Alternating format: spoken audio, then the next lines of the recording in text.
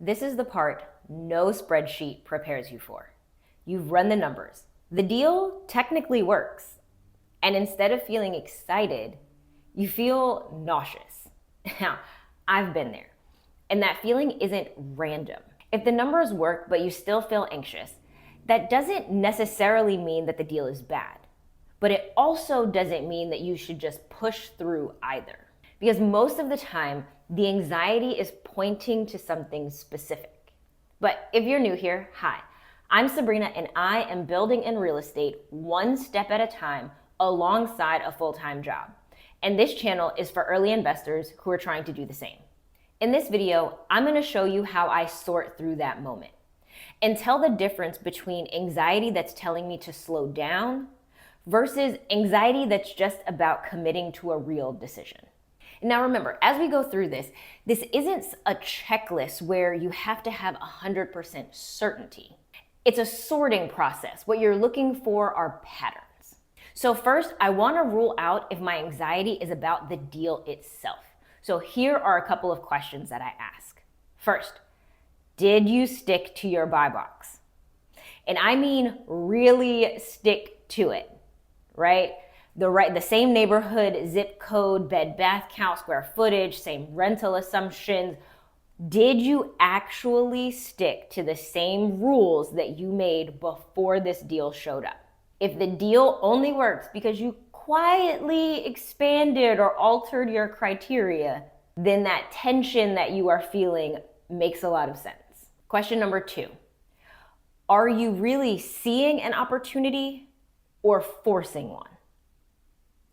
Now, I have certainly done this many times, but if you find yourself just creeping up the ARV and being very optimistic about the rehab or thinking that you can get the rent that's at the absolute top of the market, then that for me is usually when my anxiety spikes. Because if you are finding that the deal only works in the most ideal, optimized, fantastic situation, your anxiety is telling you that reality might not look that great. So if your deal only works under the absolute perfect conditions, then your anxiety is reacting to that and you should listen. And the third question I ask is, are my numbers based on real data? Do I have at least 3 solid comps, meaning comparable properties? And I mean real comps, similar properties of the same size, kinds of amenities, finishes, etc. And remember, you want things that are actually sold or leased, not just what they're listed at. List price is just hopes and dreams. But what something actually sold for or leased for is the number you want. You need to know at what point did someone actually separate from their dollar and at what price, what property type, and what condition. So if you are basing your numbers on one ideal property or something that's much bigger than yours or about 5 miles away, your anxiety is telling you that you don't have enough concrete information yet. And that, again, is something that you should listen to. So those are the 3 core questions about the deal. And if your anxiety is spiking because these things are off, as you can tell, those are red flags and things that you should really slow down and pay attention to. But sometimes the deal itself is fine and the anxiety is coming from somewhere else entirely. So if that's the case, I want to check if my anxiety is just coming from execution and commitment. So the first question I ask is, can I execute this plan? And I like to think of this in kind of 3 buckets. So the first bucket is money. Do I have enough money to execute this plan? And not just enough, but also some for buffers or reserves because something always comes up. The second bucket is people in terms of lenders, agents, contractors. Like, do I have the relationships that I need to execute this plan? And the third is time and energy. And this is particularly important for those of us who work a full-time W-2. Is the plan that I have actually aligned with the reality of my life? Now, remember, it's not about 100% certainty. You don't have to be 100% certain that you can execute on your plan.